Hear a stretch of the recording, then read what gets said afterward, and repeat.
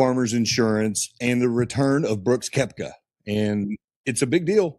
It's a big deal. And it's such a big deal that I've brought on Alan Shipnick, who you've written 10 books.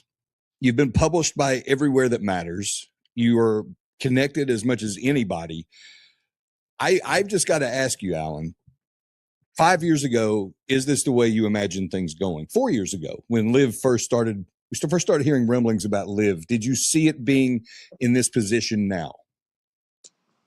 Well, as I've said a few times before, LIV Golf has been a gift from the content gods. I mean, none of us could have predicted the roller coaster ride we've been on for 4 years. And of course, Brooks's re-entry to the PGA Tour is just the latest twist and turn. I mean, poor Scotty Scheffler's making his debut, this week in the desert, but he's only one of the greatest players of all time on a generational run, and all we're talking about is Brooks. Like, that's how LIV Golf can just blot out the sun, and not really for competitive reasons per se, but just everything else, all the juice, all the angst, all the gossip, all the speculation. It's just been an incredible generator of content. And so, no, I mean, you could never predict everything that's gotten to this moment, but I think it was predictable that some players are going to have buyer's remorse. And although the reality is Brooks has kind of played this whole situation beautifully. He got the 9-figure advance. He won a bunch of tournaments on LIV Golf worth $4 million for each of those victories. He hung on to his Nike deal. He got new sponsors along the way, and now he's being allowed to return. All he has to do is pay a $5 million fine to charity, which is just a tax deduction, and he doesn't get FedEx Cup money this year. Big whoopee! The purses have more than doubled since he left. I mean, Brooks comes out smelling like a rose. So, he was playing 4D chess, and a lot of these guys are playing checkers. So. It's been a fascinating saga, and this is just another twist. I'm glad you said the 4D chess. I'm very glad, because here we go, and I make sure I get this correctly. Now we're getting news that Patrick Reed also wants to return. He's floating out the idea, of PGA Tour's awesome, but he can't, because one of those stipulations that you mentioned is that it's anybody, and correct me if I'm wrong, Alan, anybody that's won a major since 2022. And Patrick Reed, last only major, 2018 Masters. Yeah. Okay. Now that sends a kind of obvious message to me, considering that Tiger Woods had a hand in assembling this reacclimation program, or however you want to frame it, given that Phil Mickelson's last major was 2021. Now, I'm not going to come out and say it, but maybe somebody with I will. There we go. I mean, it's a giant middle finger from Tiger to Phil. There's no doubt. And the whole tour firmament, that now you could say, well, LIV Golf started in 2022. That's why they chose it. That makes a certain amount of intellectual sense. But the fact is, the tour is just making the stuff on the fly. This whole thing's getting done willy-nilly. They could have done whatever they wanted. They certainly could have said 2021 to grandfather Phil in, but they didn't want to. The key thing is Brooks, he didn't sue the tour. He didn't participate in those lawsuits. He pretty much kept his mouth shut. He just took the money, and he didn't create a lot of ruckus. That's certainly not that's not true of Phil. It's not true of Patrick Reed.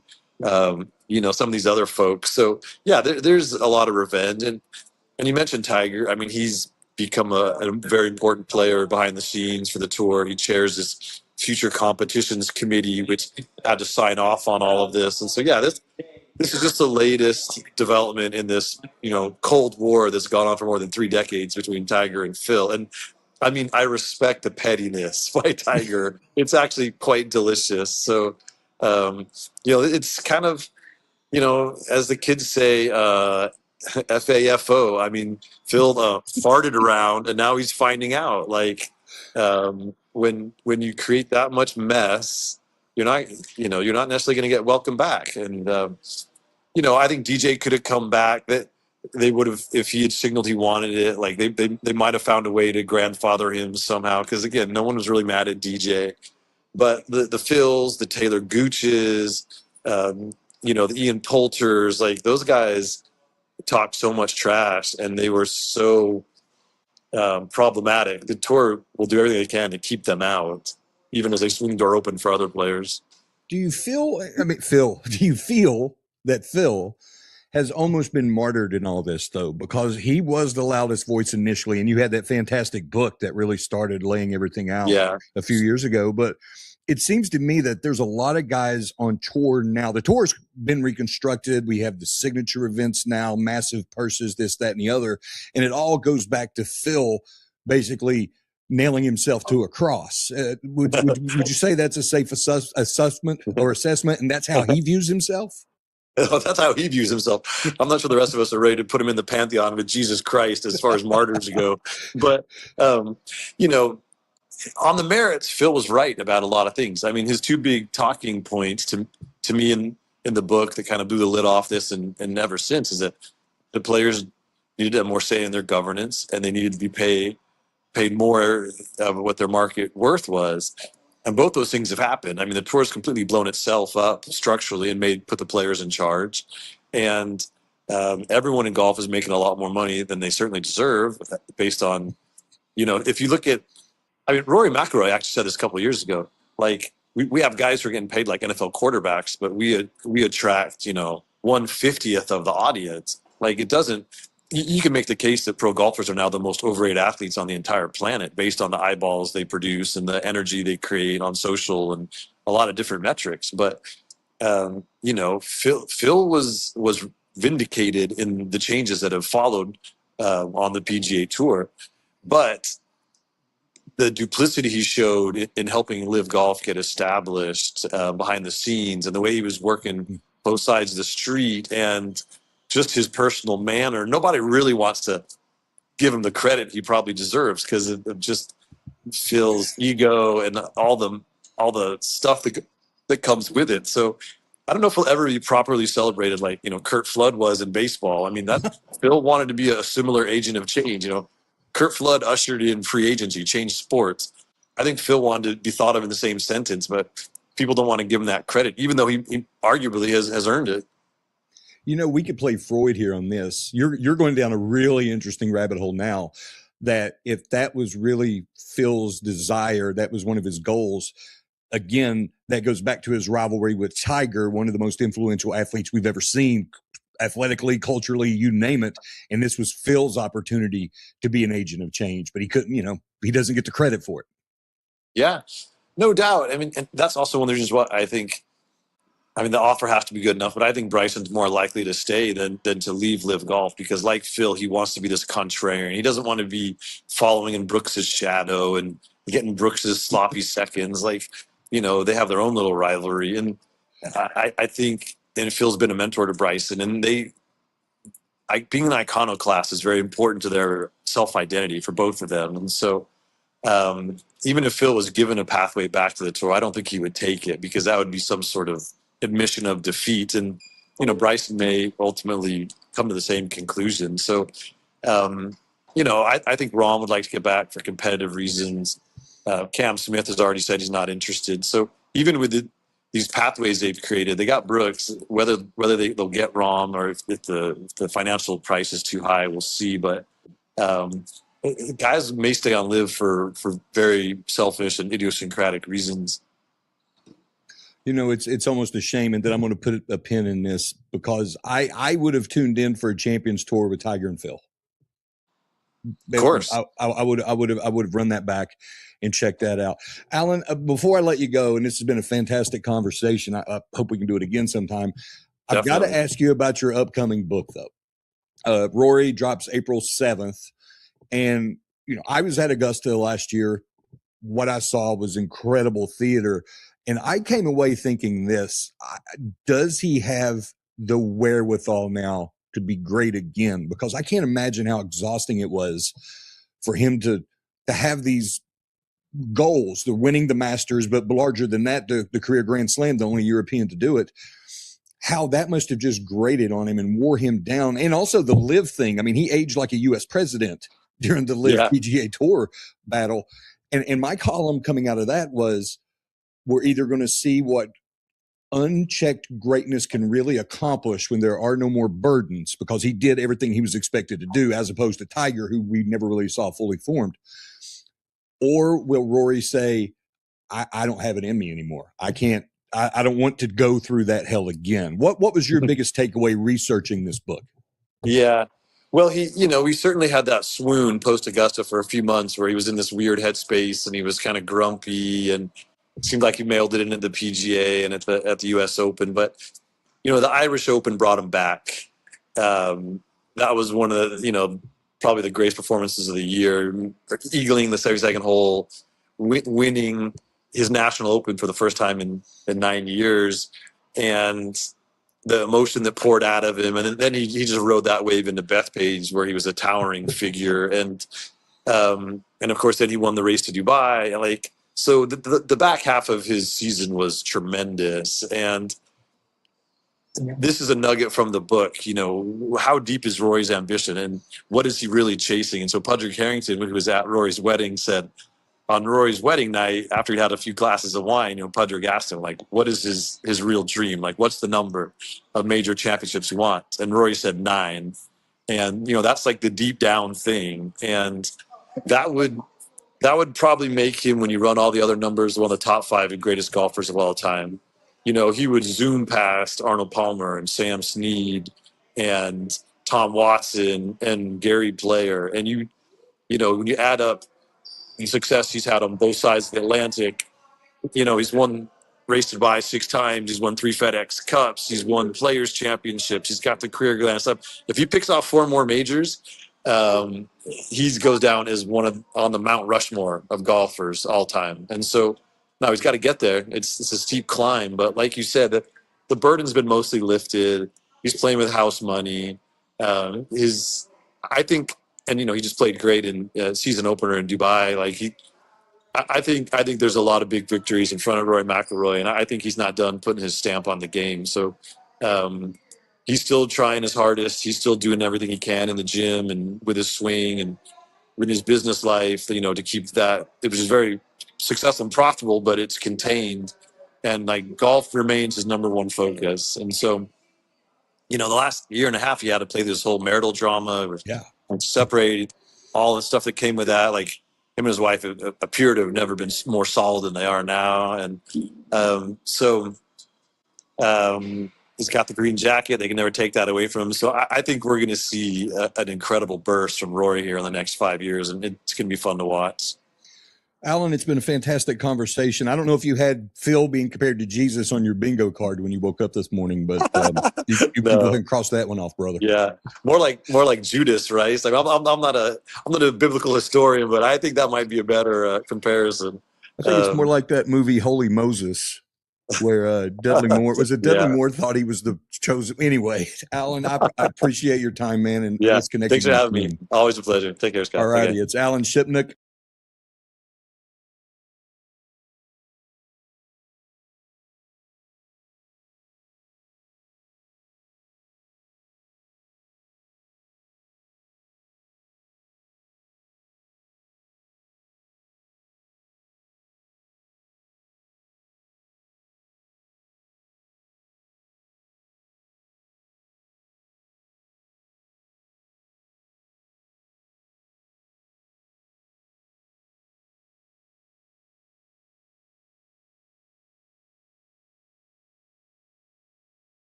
PGA Tour returning to action this week. They're in Torrey Pines for the Farmers Insurance Open.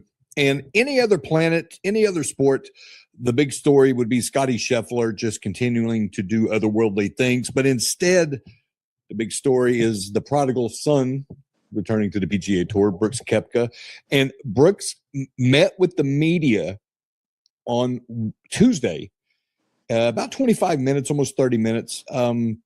I had some takeaways, but my opinion doesn't count as that of our guest.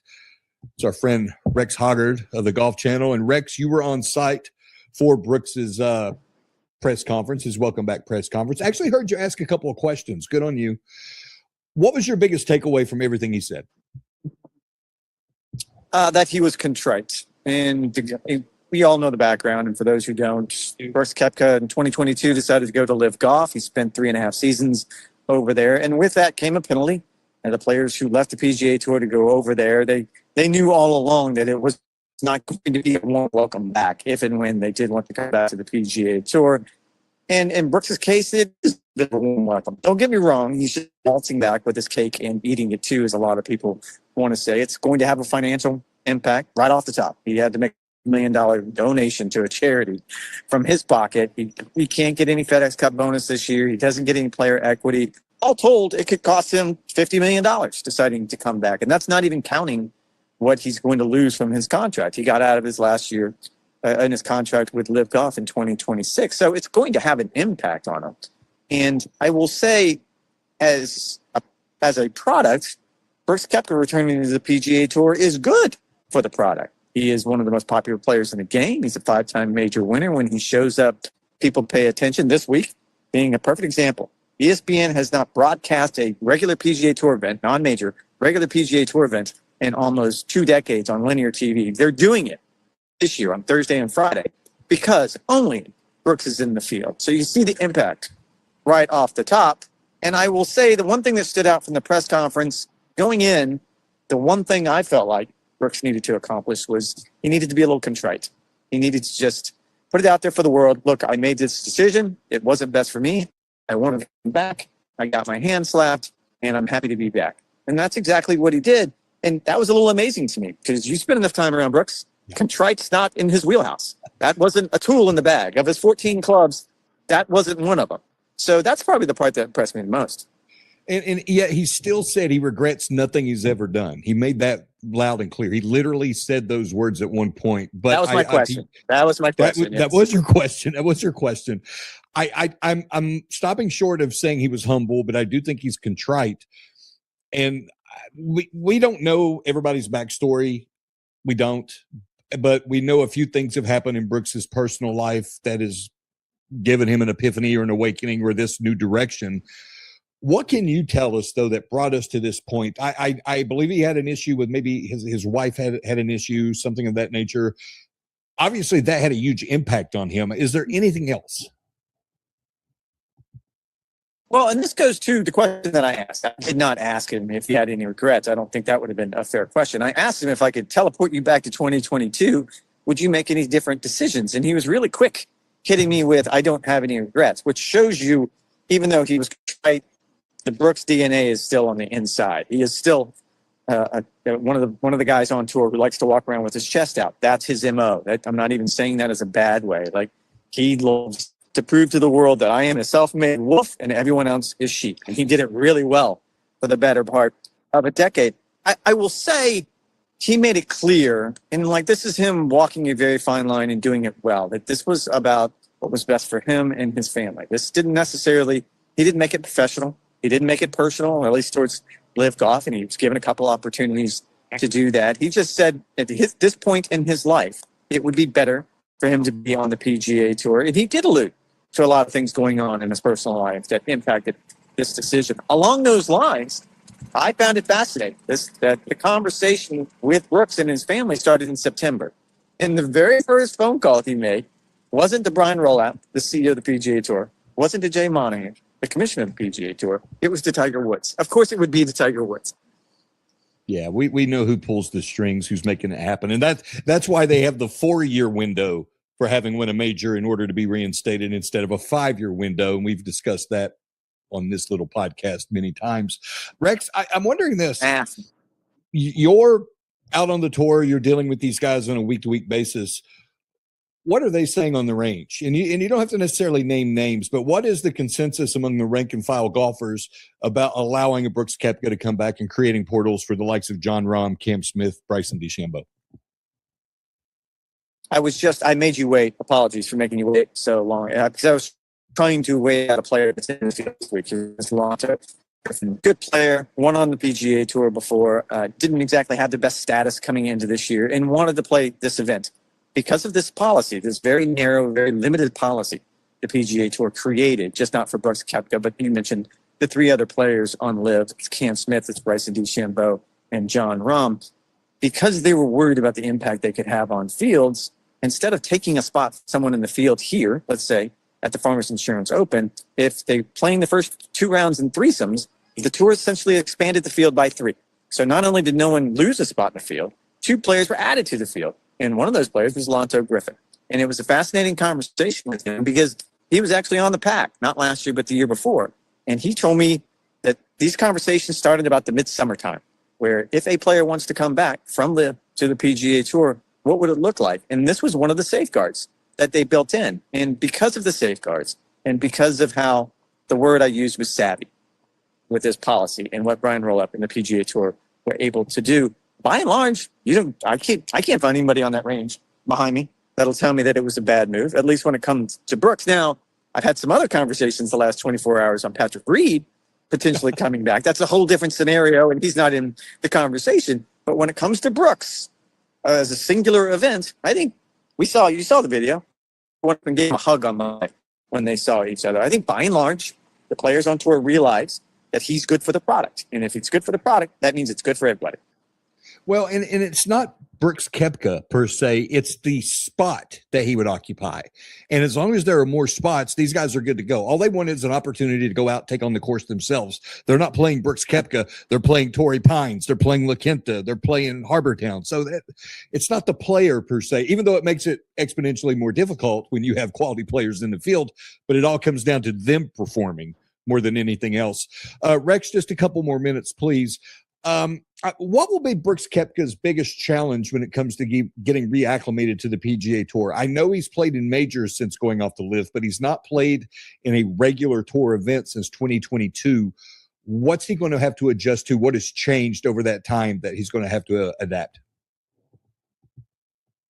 I thought it was fascinating today. Brooks talked about he needed to address three constituencies, essentially, this week. And that sound you hear is the sound of freedom. That's an F-18. Fighter jet going over your head. You've been here at Torrey Pines before. You've heard it. There was three constituencies that he needed to address this week. One was the media. He did that Tuesday, as we say in professional football all the time, that the coach won the press conference. I think it's fair to say Brooks won the press conference today. But he said he was nervous. He said he'll be nervous on Thursday. He doesn't know what the fan reaction is going to be from him. I think it was a good move on his part, starting his comeback here instead of next week in Phoenix, because we all know that's a tough crowd, man. You do not want to show up with giving them some ammunition. And then the final group of folks is the PGA Tour players themselves. He knows he's got some fences to mend. And it was interesting.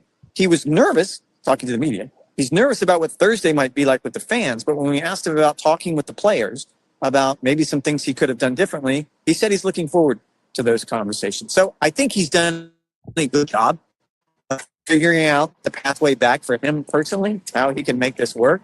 The challenging part is going to be playing good golf. That's going to be the ultimate litmus test here. And he did not play good golf last year on LIV. It was very mediocre. He has to find a way to be something close to the version of Brooks that left the PGA Tour in 2022 while maintaining, and I said, this is going to be easy for him, but some level of being contrite.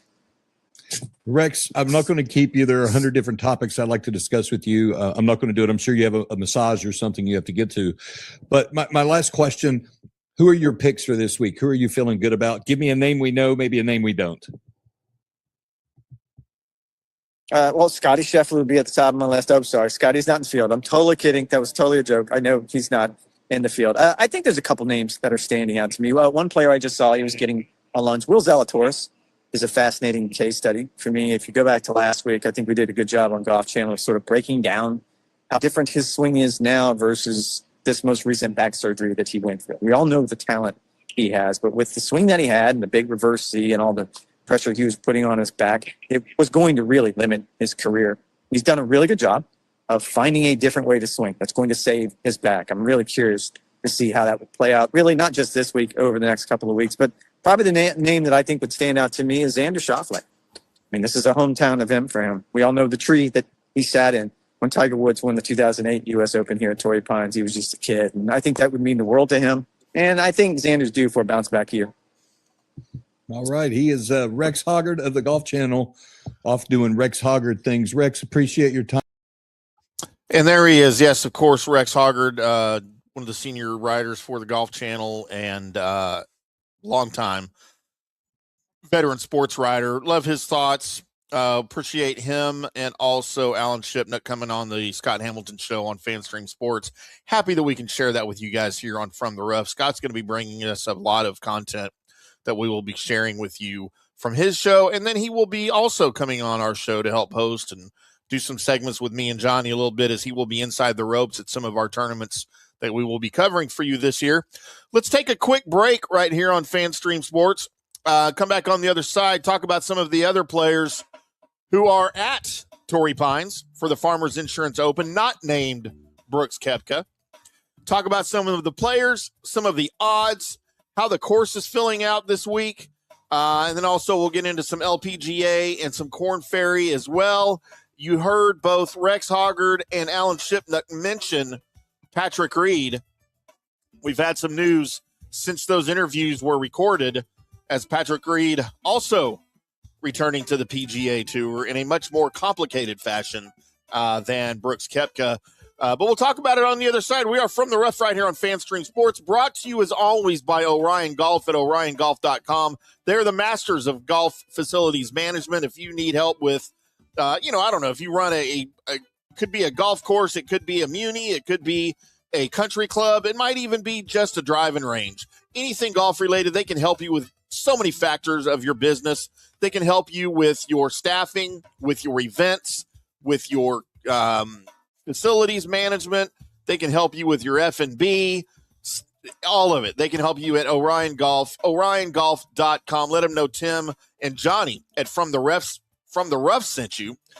Back on the other side with more Farmers Insurance Open preview. Hi, golfers. IndyCarTim here. I want to talk to you a little bit about Golf Central Magazine. It's not just a golf magazine. It's the magazine for everything: turf, travel, philanthropy, and lifestyle. Head over to golfcentralmag.com and check out the latest issue. Some of the regular features in Golf Central Magazine: the Golf Bachelorette of the Month, the Golf Bachelor of the Month, the Golf Cart Girl of the Month, Golf History, Grip It and Sip It. So head over to golfcentralmag.com. It's free. It's the magazine for everything: turf, travel, philanthropy, and lifestyle. Golf Central Magazine at golfcentralmag.com. We'll see you there.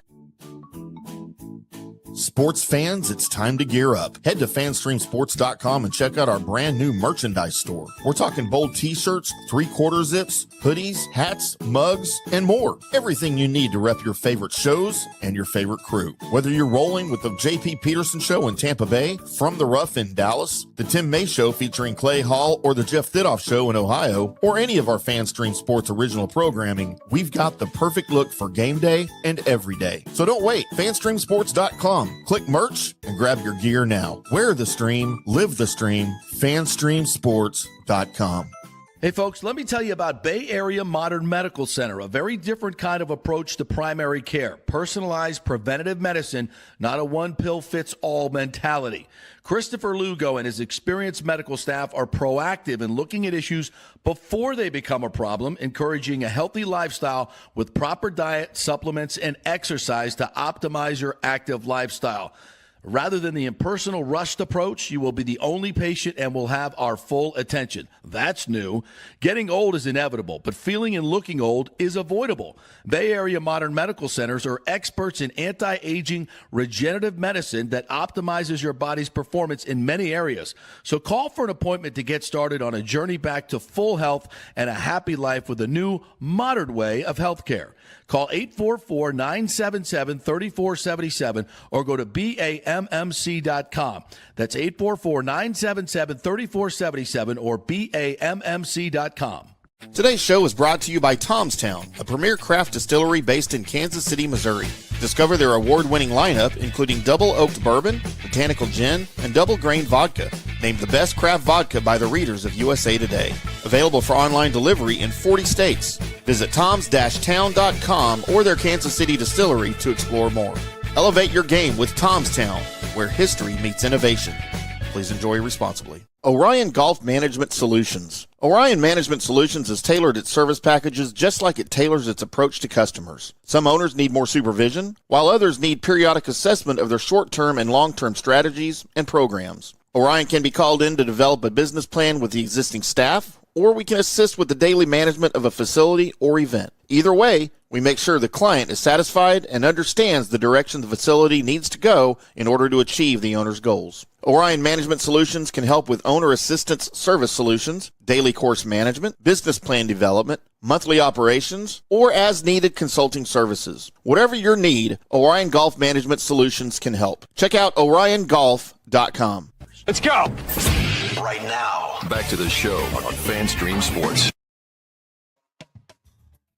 Welcome back to From the Rough right here on FanStream Sports. I am IndyCarTim. Johnny Gerber is on golf assignment this week as he is at maybe the worst assignment he has ever received as he is every year. He's there every year this time of the year.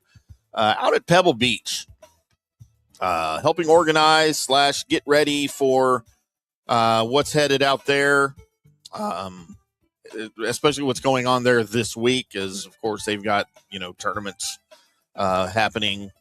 But he will be back with us possibly on Monday. He's supposed to be flying back out on Monday, so we'll see how that works out for him. But by the time he's back here on next week's preview show, we should have plenty of Pebble Beach stories from Johnny Gerber and his time that he spent out there this week. Let's get back into the 2026 Farmers Insurance Open preview as, of course, we've spent a lot of time talking about Brooks Koepka. He, of course, not the only person playing out there.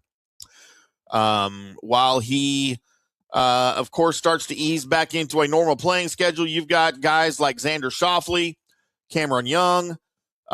They're making their season debut this week as well. Of course, they went in opposite directions in 2025. Schauffele missed being included in the Tour Championship for the first time in his career. And Young nabbed his first career victory at the Wyndham Championship. Both players, of course, starring on the U.S. Ryder Cup team and hope to roll their momentum into a new year alongside the reigning champion, Harris English, as well as U.S. Ryder Cup captain Keegan Bradley, teammate J.J. Spawn, plus Euros like Justin Rose, Ludwig Oberg, and, of course, the Sony Open. I think it's the word Sony and the word Open next to each other. I can't say Sony Open. I don't know why. It happens every single time. But, of course, Chris Gotterup also here this week. It is the 2026 Farmers Insurance Open at Torrey Pines in San Diego, California. The very stable par 72. It will be playing 7,765 yards on the William Bell course with a purse of $9.6 million. Let's talk about the odds now via DraftKings with your favorite Xander Schauffele. Again, as he is making his debut this week at 15-1. By the way, we will have Johnny's winning picks for you, his winners, his ham sandwich, his top 10s and top 20s. If you're looking for those earlier than the show, we, of course, publish that at fanstreamsports.com and then all across our social media channels in article form. You got to go click on the article and look inside to see, read our little betting preview as well as Johnny's picks. That usually comes out at some point on Wednesday before lunchtime. So make sure you're following From the Rough on social media on Facebook, and that's at From the Rough PGA on X, as well as me at IndyCarTim, and then Johnny at J Gerber PGA Pro. We've got all of that out this morning for you. Before we get into our show here, every preview every Wednesday, 5 o'clock Central, 6 o'clock Eastern. Ludwig Oberg, second here at 17-1. Of course, he acquitted himself nicely at Torrey Pines last year after he led the Farmers Insurance Open for most of the tournament before he got sick over the weekend. He exacted revenge a couple of weeks later when he won the Genesis Invitational on the same course as we dealt with those wildfires out in California. They had to move some things around. Oberg was forced to withdraw from the American Express last week because he got sick again, but it appears he is up to the challenge to return to competitive golf at a course where he knows his game will translate. Cameron Young, 18-1. A lot of people are expecting a big year from Young, but outside of a run at the Genesis a handful of seasons back, the West Coast swing has never been very nice to Cameron. He comes into this year as a PGA Tour winner, a Ryder Cup darling, and off the best putting season of his career. He's back to hitting his comfortable shot shape and has the power to play well at Torrey Pines, which features some of the thickest rough and thinnest fairways players will face all season. At 23-1, Patrick Cantlay, followed by Siwoo Kim at 24-1. Kim may be the best ball striker here in the world, much less that the players here, not named Scotty Scheffler, the 54-hole leader at the Amex. He fell flat in the middle of his round, was ultimately upended by Scotty. there at the American Express last week, but still the result counted for a second straight quality outing to open up his campaign. He will look to move his game to a bigger, brawnier test. That is Torrey Pines. He has 2 top 25 finishes in his last 3 appearances, but has not finished inside the top 10 in 8 career starts. J.J. Spawn, the aforementioned J.J. Spawn, 25-1. Chris Gotterup, winner already this year, 29-1. He continues to show us that when the wind starts blowing, he's got the creativity to still shape shots, and he can stand tall. Gotterup claimed the 3rd win of his PGA Tour career in as many seasons at the Sony Open. Got it right that time. And he should be licking his lips at trying his hand at Torrey Pines, where he finished inside the top 25 during his only trip here before. He's in possession of plenty of power and finesse, and he has the goods to keep the momentum rolling on the mainland. At 29-1, Hideki Matsuyama, he's made 9 straight cuts at Torrey Pines and arrives off a T13 at the Sony Open, where he sizzled with his iron play and struggled with his putter. It's a very typical Hideki Matsuyama game. Putting from inside 15 feet and inside 5 feet are among the most difficult on the tour this week, so that could level the playing field ever so slightly and play into Hideki's hands. His iron play remains elite, and scramblers have fared well at this tournament, which is another feather in Matsuyama's cap. Rounding out your odds this week, Maverick McNeely, Jason Day, Harris English, all at 31-1. As I mentioned, we will have Johnny's picks for the Farmers Insurance Open towards the end of the show for you. Want to transition now into some more, another guy that was mentioned here with Rex Hoggard and Alan Shipnuck, with Patrick Reed being set to make his return to the PGA Tour in 2027. As he is aiming for reinstatement, he has left LIV Golf. His contract expired with LIV at the end of 2025. And on Wednesday, Reed and the tour announced that he has applied for reinstatement as a tour member for the 2027 season. He will compete in the DP World Tour in 2026 as an honorary lifetime member and become eligible, it's easy for me to say, to play in PGA Tour events as a non-member beginning August 25th of this year. It would be 1 year since he last participated in a LIV Golf event. That would clear him to play the FedEx Cup Fall in 2026 through sponsors' invitations or Monday qualifiers if he decides that he would like to do that. He's got 9 PGA Tour titles, including the 2018 Masters. He'll have past champion status on the PGA Tour in 2027. Now, he's going to seek to improve that status and climb the PGA Tour's priority rankings through his performance in the DP World Tour, where he recently won the Hero Dubai Desert Classic to kick off the season a couple of weeks ago. The top 10 finishers in the DP World Tour's Race to Dubai standings who don't already have PGA Tour status gain membership for the following season. And we have a quote from Reed. I'll go ahead and read you his statement from Wednesday that he posted on social media about why he decided to return to the PGA Tour. And it goes like this, quote, "After careful thought and consideration, my family and I have decided that I will no longer compete on the LIV Golf Tour. I am excited to announce that I am returning to the PGA Tour as a past champion member for the 2027 season and am eligible to begin competing in PGA Tour events later this year. I will continue to compete and play as an honorary lifetime member on the DP World Tour, which is something I am truly honored and excited to do. I'm a traditionalist at heart, and I was born to play on the PGA Tour, which is where my story began with my wife, Justine. I'm very fortunate for the opportunities that have come my way and grateful for the life we have created. I'm moving forward in my career, and I look forward to competing on the PGA Tour and DP World Tour. I can't wait to get back out there and revisit some of the best places on earth," end quote. So Reed will join Brooks Koepka as the second player to leave LIV Golf and return to the PGA Tour. However, it's a bit different for Patrick Reed because he is not offered the same quick path back to playing that Koepka was granted under the unique setup of that returning members program. Koepka made his PGA Tour return this week at the Farmers Insurance Open after being fast-tracked back by the tour, but Reed did not meet the same criteria for Koepka as a recent major champion. Remember the criteria for that returning member program, you had to be a major winner since 2022. Reed, of course, has not won a major since 2018.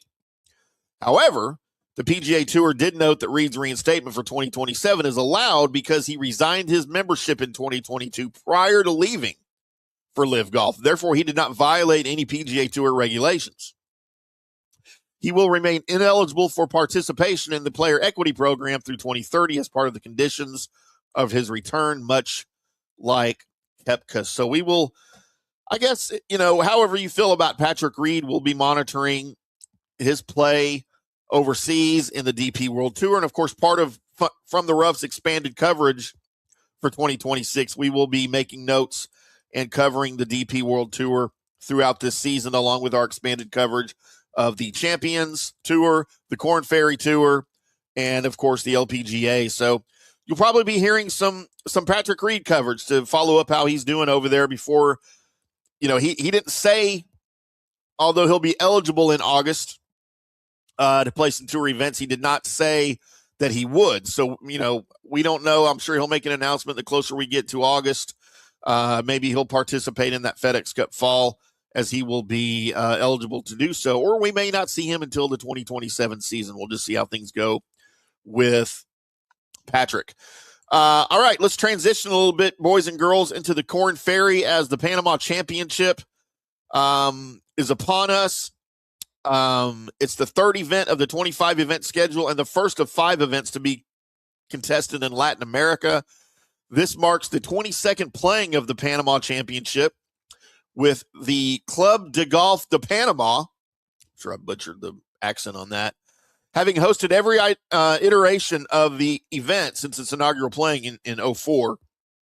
This year's field includes 15 PGA Tour winners with 30 total victories, led by 5-time winner Jonathan Byrd. Additionally, the field features 61 Korn Ferry Tour winners, including past champions Josh Dieter, Carson Young, with 91 career victories, led by Ben Coles and Robbie Shelton with 4 wins each. 4 players in the field stand inside the top 200 of the official World Golf Ranking. Taylor Dixon, Young, Taylor Montgomery, Johnny's favorite player, and Beren Botha are all in the field this week. Panamanians Luca Gonzalez and Juan Pablo Mata will represent their home country this week as sponsor exemptions. Mata is a 26-year-old amateur. He's making his first career start on the PGA Tour sanctioned event. Both Mata and Gonzalez finished T31 at the Latin America Amateur Championship in Lima, Peru earlier this month. Last season, Teeter captured his second career Korn Ferry Tour victory at the 2025 The Panama Championship, claiming a 2-stroke victory over a trio of runners-up. Teeter carded a 5-under-65 in the final round to overcome a 6-stroke deficit to 54-hole leader Kiefer. Some notes on the field here for the Korn Ferry Tour this week. Ian Holt captured his first career Korn Ferry victory in his most recent start at the Bahamas Great Abaco Classic. At the Abaco Club, Holt stands atop the 2026 Korn Ferry Tour points list off the strength of that victory and a T22 finish at the season opening the Bahamas Golf Classic at Atlantis Paradise Island. Seems like the Korn Ferry is a very scenic tour, is what I'm hearing here. Holt finished number 42 on the 2025 Korn Ferry Tour points list and previously earned Korn Ferry Tour membership with a number 10 finish on the 2024 PGA Tour America's points list.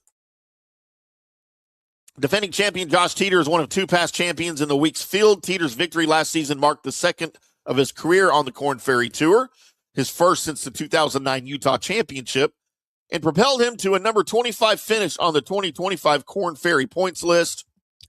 Top 20 earned PGA Tour membership. So lots of diversity here, lots of talent at the Korn Ferry this week. None maybe so more so than a guy we've already watched this year in 18-year-old Blades Brown. Blades Brown, of course, finished T18 as a sponsor exemption last week at the American Express, which marked his best finish in 10 career starts on the PGA Tour. Brown set the tournament 18-hole scoring record at the Nicklaus Tournament course with a second round 12 under 60, becoming the youngest player in tour history to card a round of 60 or better and shared the 36-hole lead with world number 1 Scotty Scheffler. Maxwell Moldovan, who finished number 20 in the 2024 PGA Tour University ranking, will make his second career Korn Ferry Tour start. He holds conditional membership for 2026. He earned a spot in this week's field with his top 5 finish from the 2025 PGA Tour Americas Segment 1, highlighted by his first career victory at the 70th ECP Brazil Open. It's going to be a fun. If you guys don't, normally follow the Korn Ferry Tour, look, these guys are up and comers. As I just pointed out, there's a lot of PGA Tour veterans playing here that are trying to either reestablish status or get their way back into PGA Tour tournaments. These guys are good. And if you're not one of those guys, you are one of these young up and comers who are trying to get playing time to get their way into the PGA Tour, maybe for the first time. So, a lot of people out there complaining, well, we don't have stars on the tour anymore because of that LIV Golf and they're all split.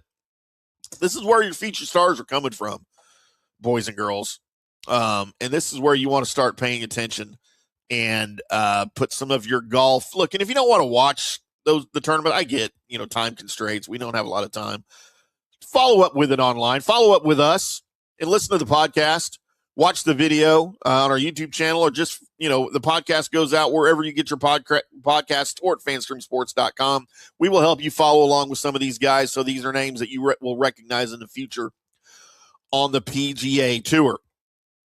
So let's transition once again to our really the first time this year we're talking about it, because they're just now kicking off their season. The LPGA at the 2026 Hilton Grand Vacations Tournament of Champions, as the LPGA Tour kicks off a brand new season with one of the most exciting and unique events on the schedule. The season opener features winners from the past 2 years, along with celebrities from stage, screen, and on the field. This year, Lim Kim is returning to defend her title, having won in 2025. With a thrilling closing stretch that saw her rattle off 3 birdies and 4 holes to win by 2 strokes over Nelly Korda. Here's a look at what else you need to know about the tour's return to action at Lake Nona Golf and Country Club just outside of Orlando, Florida. So who qualifies for this thing? Again, it's a very unique format. But each season, the Hilton Grand Vacation Tournament of Champions welcomes winners from the past 2 seasons on the LPGA Tour. There were a remarkable 29 different champions collecting titles in 2025. What's the format? It's a 72-hole stroke play event that counts as an official victory on the LPGA Tour. It is a no-cut event. It features a purse of $2.1 million and will see LPGA Tour members compete right alongside celebrities who will then square off in their own competition using a modified Stableford format for a $500,000 purse. So yeah, it's a little bit different. And look, I've been saying for a long time on the show here, I miss those alternate scoring tournaments, right? And I've pointed out the old Stableford, the modified Stableford format. I would love to see that back on the PGA Tour at some point. We've got it to kick off the LPGA Tour to begin their 2026 season. I think it's going to be just an incredible view. If you guys follow along with that, again, we will be following the LPGA Tour as part of our expanded coverage for 2026. Johnny insisted on it. No, he did not actually. Actually, I did. And I can't wait to get into this season. Some of the local tournaments in the North Texas, Oklahoma area, we will be trying to for all of the tours, not just the LPGA. We will be trying to make ourselves available, at least one or maybe both of us, or with help from Scott Hamilton, attend some of these tournaments to bring you guys some coverage from inside the ropes. Of course, the Champions Tour off. They will return February 13th at the Chubb Classic at Tiburon Golf Club in Naples, Florida. So it is time for us to get into Johnny's picks, Johnny's winning picks for you guys as we wrap the show up here on a preview Wednesday. I guess we got to do Johnny's Open. Even though he's not here, he's going to insist on his stupid Open for Johnny's winning picks for the 2026 Farmers Insurance Open. I will not be able to give you all of these rundowns like Johnny would for sure. And I'm even going to go backwards for the benefit of those listening to the recorded podcast. Johnny usually goes forward, starting with the winners. I'm going to start with his top 20. As Johnny has in his 2 top 20s this week at plus 225, Will Zalatoris. We heard Rex Hoggard mention Will Zalatoris in his little preview and players that he expects to do well. Johnny agrees. At plus 225, a lot of value there for Will in the top 20. Alongside Michael Thorbjornsen. Michael Thorbjornsen at plus 200 for Johnny's top 20. In the top 10, a couple of familiar names if you follow Johnny's cards. Jake Knapp with some incredible value, because Johnny will tell you these things are about value. Johnny does not bet on the favorites. You might win, but you're not going to make any money. Johnny looks for value.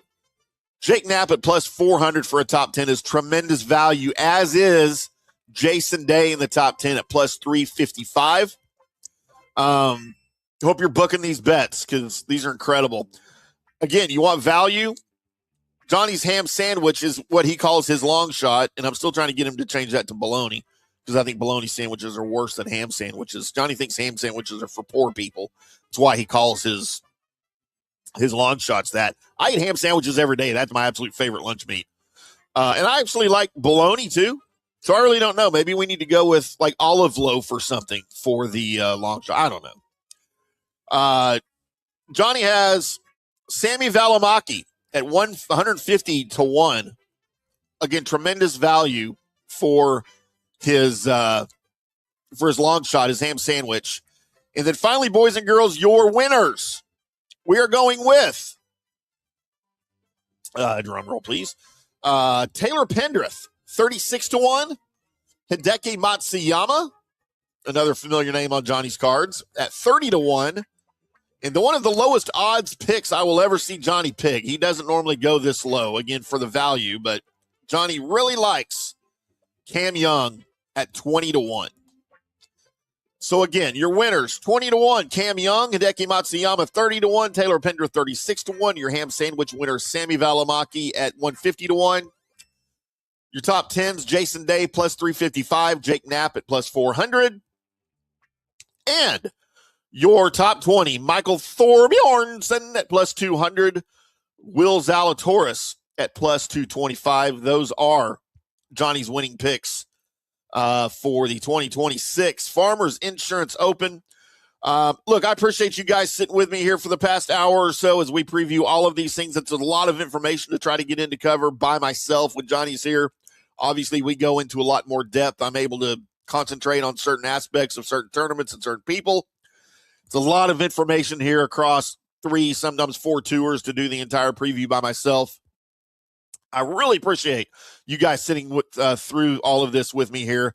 Again, we may do the solo show on Monday, whereas Johnny may have a video of his recapping his picks here for the week, or he may be able to come on the show. Just not sure with his travel getting out of Pebble Beach. He's supposed to fly back on Monday, so we'll see how that works out. Either way, I will be here with our recap Monday, 5 o'clock Central, 6 o'clock Eastern, right here on FanStream Sports.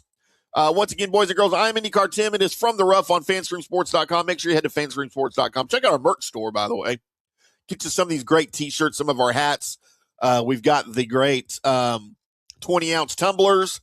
Hold everything cold for you all day long. Take it with you on the golf course. Ceramic coffee mugs, lanyards. We've got the 3/4 zips. It's still cold out there. Get you some 3/4 zips. We've got the thin hoodies as well. All golfers like to wear all of these things. We've got them there for you. Special thanks once again to our sponsor, Orion Golf, OrionGolf.com. Golf facilities management at its best. Let them know that Tim and Johnny from FanStream Sports and From the Rough sent you. And we'll be back on Monday. I'm Tim. Until next time, boys and girls, y'all keep hitting them straight.